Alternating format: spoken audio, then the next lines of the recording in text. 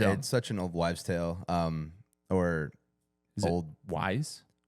Is it wise tale or wives? I Google. thought it was wives. This is why we need a producer. Welcome back. Today we're going to be doing dog myths. Yeah. Mike has a list. Let's go down. Yeah, I made a list. I figured we'd do something a little more entertaining. Yeah. And we'll see. Some of these are actually pretty entertaining, but these are very common things that we hear very often. So hopefully we can dispel some of this information and make true believers out of some other people. How many, really quick, how many people do you think you talk to, or you and Marcy, like phone calls? Like, is it like I Phone know call and messages. Yeah. A day, probably 20, 25 new people. And then that doesn't include Continued people that like conversations. we're following up with and all that stuff. That's a lot of people to hear a lot of different things from. I'm sure I hear just from the clients that I get assigned some of the crazy stuff. So I'm sure you hear a lot. But yeah, so it's like at 8 o'clock, 9 o'clock, when it kind of slows down a little bit, and like we'll literally just sit in silence because we've been talking all day long. Yeah. And then that doesn't include like talking to trainers, talking to other business owners, or like networking and all that stuff. That's just straight clients. Yeah, that's crazy. Usually by the end of the week, my voice is pretty shot. Anyways, so dog myth number 1. Oh, let me unlock my phone. Technical difficulties. What's your password? Your mom. Okay. Yeah. So dominance is irrelevant in dog training. The dog being dominant or you being dominant? I would say the owner, the owner's like dominance is a good way to train dogs. I can't imagine training with dominance only. No. I don't even train with dominance as is. No. I mean, hugs and kisses are the way. Now, yeah, we are balanced trainers. You know, there's everything in life is balanced. Yeah. If you understand learning theory, operational conditioning, or operational. I'm like in that operational mindset. Clearly you're very learned. Operational stress. You're going to get destroyed on two DMs or YouTube comments. That's where like they like intentionally say the wrong thing. Like I'm going to show a picture of an Aussie and like say my German Shepherd, and then just let the comments reel in. I should start doing that. Yeah. But yeah, so balance training definitely pushes that mindset away. You know, it's give and take. You don't dominantly train anything. Like teachers aren't in school, second graders, 12th graders, 9th graders dominantly asserting over them every step of the way. No, I think they could probably be a little more dominant these days. Yeah, absolutely. You can't bring up schools right now. That's way too controversial. Yeah. Especially with like the reading material in schools. I don't even follow along with what they're doing anymore. I used to not care. But now that I got kids, man, like, oof, boy, I see why, especially Virginia. It's way different down here in North Carolina. Virginia school systems need to get their shit together right now. It is embarrassing. And like, yeah, I can't even say the shit that they're trying to like say is good for kids because YouTube would 100% censor it. That's crazy. Yeah. Anyways, so yeah, dominant. We don't train with dominance. We train in a balanced approach. And like the simplicity of it is reward good behavior, correct bad behavior, and have a good relationship with a dog. Yeah. Like, and that's, you read and this isn't just for dogs, but like you go down the rabbit hole of like reading leadership books or like development books, like that old school lead by fear is ineffective. Yeah. So we don't do that with dogs. Nope. This one I love. Old dogs can't learn new tricks. I don't know where that came from. But it can't be more false. Yeah, it's such an old wives' tale. Or is old it wise? Is it wise tale or wives? Google. I thought it was wives. This is why we need a producer. You're about to be sexist as shit if it's. Go ahead, drop a comment if you thought it was wives or if you thought it was wise. Old Y-W-I. If I just search old W-I, wives is auto filled in. Old wives' tale. Interesting. Anyway, what was the myth? Old dogs can't learn. Old wives can't learn new tricks. Yeah, I've had New ones can though, so you got to get them early. yeah, I've typically like my average old dog usually comes in is like 8 or 9. Yeah. That's like a pretty steady age range for like when we would consider them being old, or when clients ask like, are they too old for this? I mean, I've also had clients literally they'll walk into the store and they'll say like, hell yeah, like I have a dog at home that like could have used training a long time ago, but they're too old now. And I'll say like, oh, like how old are they? I'm like, oh, they're like 3. Yeah. I'm like, what I just had a call the other day where the guy was like, I hope my dog can learn this and he's not too old and set in his ways. And the dog was 21 months. I'm like, bro, not even 2 yet. He's just mature enough to like really understand like hardcore training. Let's go. That's wild. Yeah, I know. I mean, how old? What's your oldest dog that you've had? My oldest was 14. Jeez.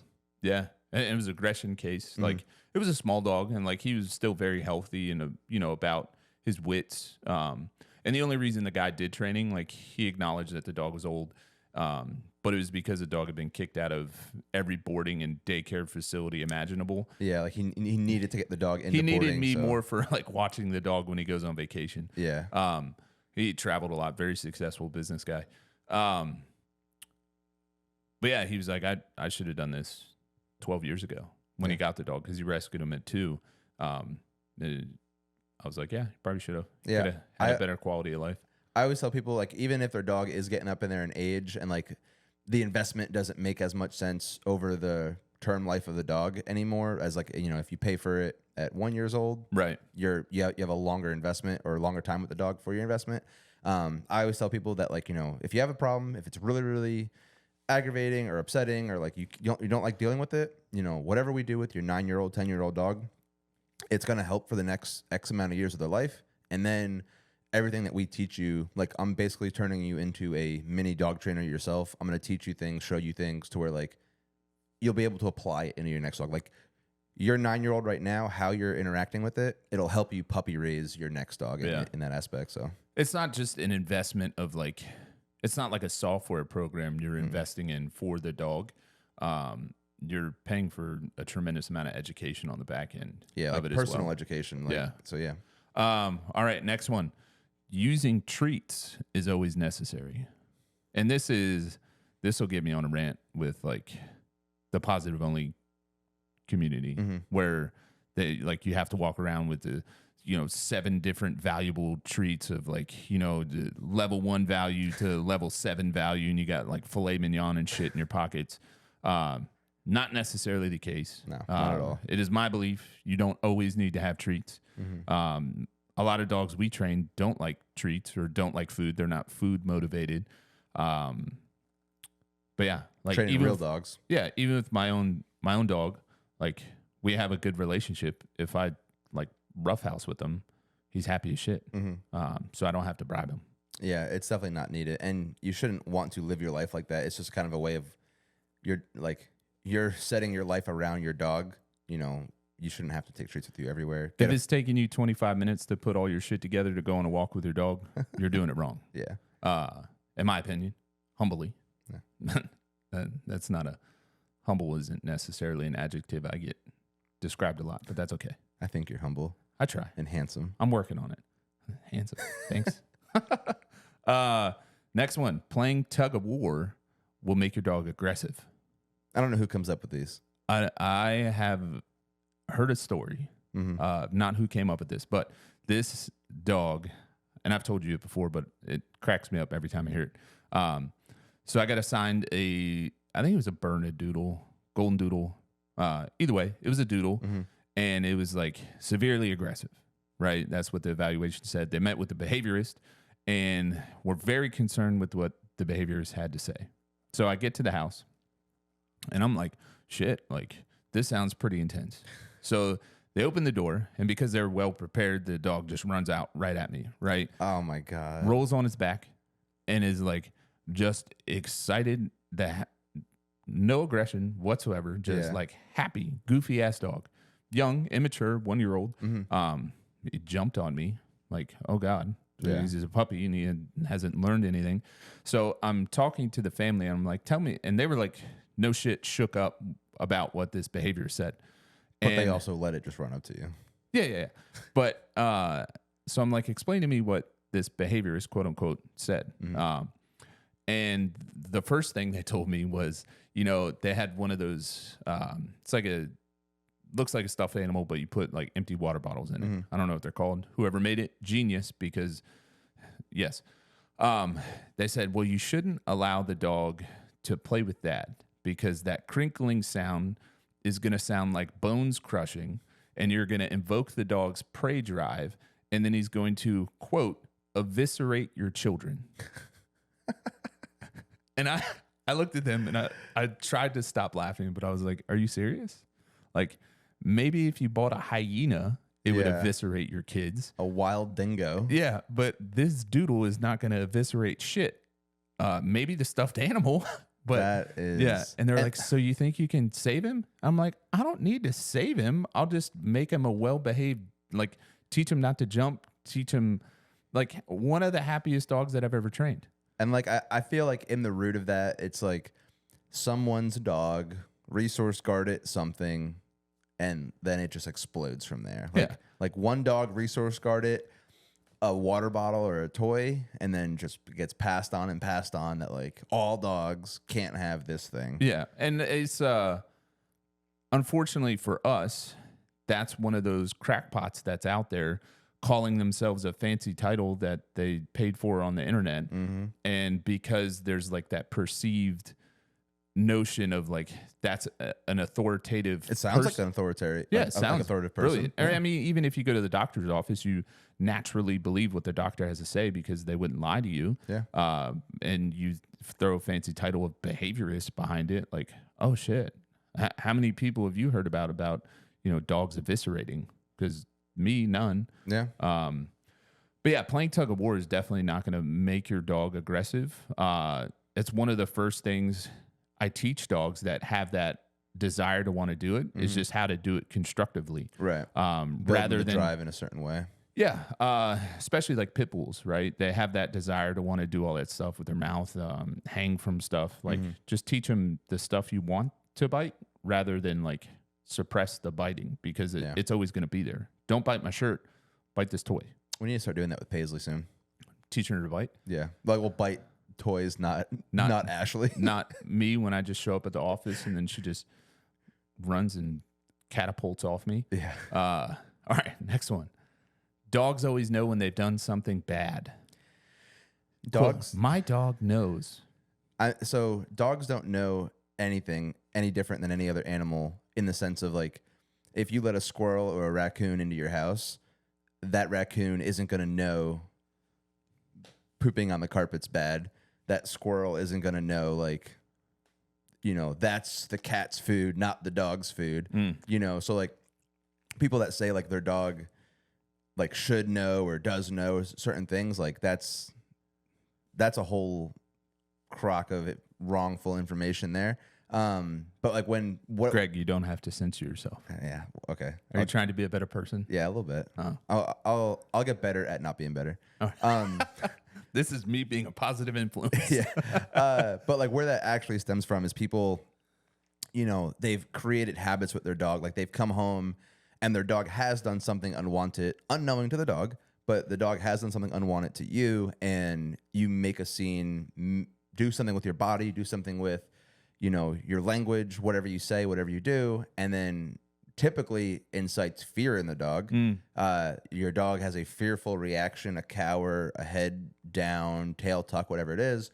So the next time that they see that picture, the next time that the picture of them eating something out of the trash or them chewing on a sock, like they're sitting on the couch chewing on a sock, you open that door. The last time they were chewing on that sock and you open that door coming into the house, it wasn't fun for them. So they preemptively go into that mode or go into that shy kind of mode. It's not the dog understands that chewing on the sock is a bad thing because if it did, it wouldn't chew on the sock. Like when we train dogs to not do unwanted behaviors, they don't do them. They no longer chew on the sock. But like if it's repetitiously doing the same bad thing over and over again, you coming home and yelling at it or you coming home and seeing it like go find its bed, it's not going to find its bed to put itself in timeout. Like what what child puts themselves in timeout? Like I never was 8 years old. God, that would be nice. Yeah, like I never like took crayons onto the wall and then I was like, oh, you know what? 30 minutes in the bedroom now, no electronics. Like I didn't do that. And Go hand your parents your like tablets or although we didn't have that shit growing up. Yeah. But here's my G.I. Joe, yeah, mom. here's my toys. Yeah, What's like- that for? Oh, I drew on the wall. Yeah, dogs don't put themselves in their kennel or put themselves to bed when they do something wrong. Like it is their reflexive behavior of like, oh shit, I'm gonna get yelled at again and I need to go hide. Like your dog isn't remorseful. They're protecting themselves. They and a lot of it is just 100% them reading your body language. Yeah. They see like who's coming home, Dr. Jekyll or Mr. Hyde, and that they don't see the correlation between, you know, the accident and that's why you're mad. They just see like, oh, Dr. Jekyll came through. So they react to that. Perfect. All right, next one. Training changes my dog's personality. Ashley does a great job at talking to clients for a lot of things, but that's one of the number one. That's because you have no personality. Yeah. Yeah, sure. One thing that we tell clients is like your dog's genetics will not be able to be changed and your dog's personality will not be able to be changed. Yeah. Like your dog is who your dog is, like in the personality sense of it.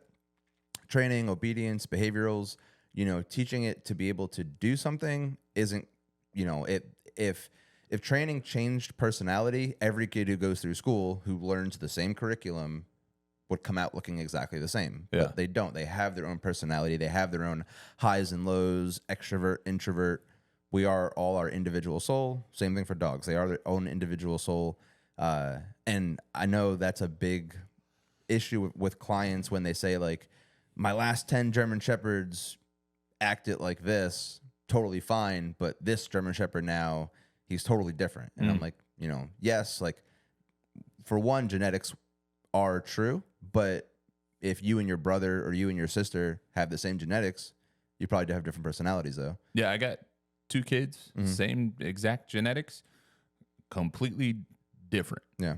One's like, I mean, they're both crazy, like hyperactive, in a good way. Even, yeah, I won't even go into that. But like you parenting them or them going to the same school isn't going to change their personality. No, in not any at way. all. They're still 2 individuals. They just are who they are. Yeah. I would honestly say that's probably, it goes back and forth between number 1 or number 2 concern when a client, you know, we're in the sales process of talking to them is, will my dog turn into a robot? Absolutely not. And the other one, that sometimes takes it, it's like it goes in waves, is will my dog remember me? Yeah. I love that will my dog be turned into a robot question because I love countering it and on the back end of it when, you know, if a dog has an issue at home or something, it's like, you know, why is my dog still behaving bad or why did my dog break place? And I'm like, did you ask in the beginning if your dog will be turned into a robot? You know, yeah, I did ask. What was your intent? Like, you didn't want that to happen, right? And they're like, right. And I'm like, but now you're complaining that your dog isn't a robot. Like now you're complaining that it takes practice and continuation. Got him. Yeah. Got him. All right. The last one. No, 2. I can't count. Some breeds are untrainable. And this is, I'm training a dog right now who came to us because it was deemed untrainable. And it has nothing to... Wild. The dog is 13 weeks old.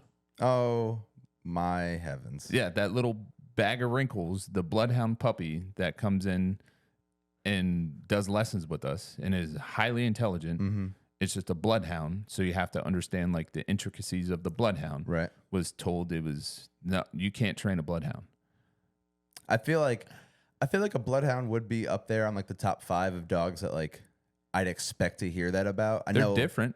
Yeah, I know like huskies is a big one up there as well. Yeah. Like people say like you can't train a husky and like certain things about it like they are escape artists, let's say. So like maybe teaching recall is a little bit harder for a husky. You know, for a more stubborn hound, whether it's a bloodhound or, you know, a walker hound or something that's bred to be outside and do outside stuff. Sure, you have to approach it from a different angle when you're bringing it inside. You know, like again, if you brought a raccoon into your house, you could probably domesticate a raccoon or a squirrel or whatever, but like it would take a different kind of training and teaching methodology. So I'll like, just put this on the record right now. If I come over to your house and you got a fucking raccoon in your living room and like, hey, this is George, you're fired. I want a cat so bad to teach it on an e-collar, to tone recall and teach it place. Cause like imagine having place boards like 10 or 6 feet That would up, be kind of dope. like just like a mini little shelf, and that's the cat's place board. And like it could climb a telephone pole, or it could jump on top of the van and place up there. Like, Don't get a house cat though. Like if you're gonna do it and get like a panther. yeah. I thought you meant one of the like I don't know, the like mid-size cats that are like actually big cat. domesticated. Go all in. That's Yeah. one of my favorite stories. Listening, I think it was Mike Tyson, his first episode on Joe Rogan. They were because he used to own tigers. Right. He may still, but he used to travel with them everywhere. He had semi trucks with his tigers, complete Gucci setup for him. Crazy. Everywhere he went, every fight, like the tigers came with him. And he was explaining like some days you just come out to say good morning to the tigers and you can see it in their eyes. Like they're going to kill me if I open that cage. And then other days they would be playful. That's wild. And so they were like, well, what would you do if they look like that? He's like, Don't open the door. Left them in the fucking cage. What do you mean? What did I do? Like that's a huge ass cat that wants to kill me. I'm not going to say, oh, he's okay. Yeah. But it's a wild animal. Yeah. Another breed that I hear is untrainable a lot is Shiba Inus. Really? Yeah. They're just different. Like it's like training a fox. In my opinion, they are a little bit more feral in certain aspects, and it's tough because you put the spunkiness and the wildness in a smaller breed that like definitely can relate to certain like training hurdles. They're quick. All right, last one. We'll wrap it up. Yep. Well-behaved dogs don't need training. Those are the owners who need the most training. Yeah.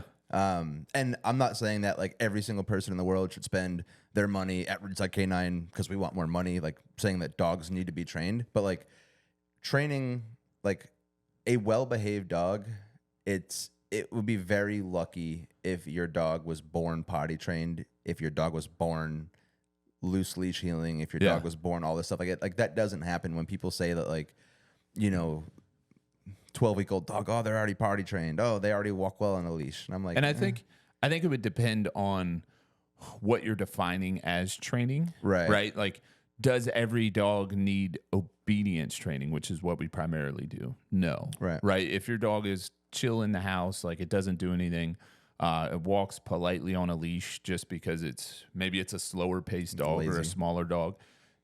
Does it need that? No. But your dog needs something to do. Like it needs to go for walks. It needs to learn how to do something just to keep their mind right. There has to be communication in some aspect. Like a dog training and learning can be very synonymous. Like your dog will be learning for its whole life from you. If it's learning from you, you are the teacher. Another way to say teacher, and instead of dog teacher, I call myself a dog trainer. It's still synonymous, you know, whether you teach people or teach dogs. As an owner, I like to say every dog owner is a dog trainer.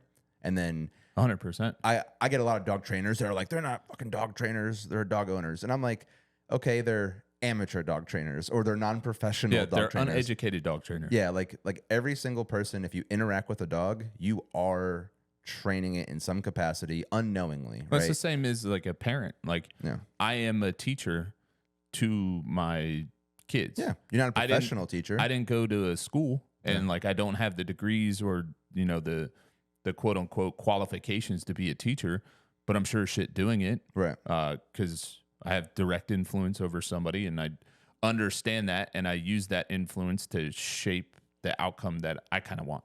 Yeah, absolutely. So, all right, we'll wrap it up on this. Those were kind of fun. If you have other myths that you've heard about, drop them in the comments. If there's some other stuff that you want us to talk about, don't hesitate to reach out. Like, share, subscribe. Where can people find you on the gram? rsk9nc.greg. Yeah. You can also support the store, RSK9 Training Supplies. Yeah, you guys got some new leashes, didn't you? We do. We have somebody so many finally solved the problem with biothane leashes. Oh, the grippy ones now? Yeah, man. I like biothane for the sole purpose of like cleanliness. Yeah. However, when those things get wet, they are impossible to hold. So I hate them.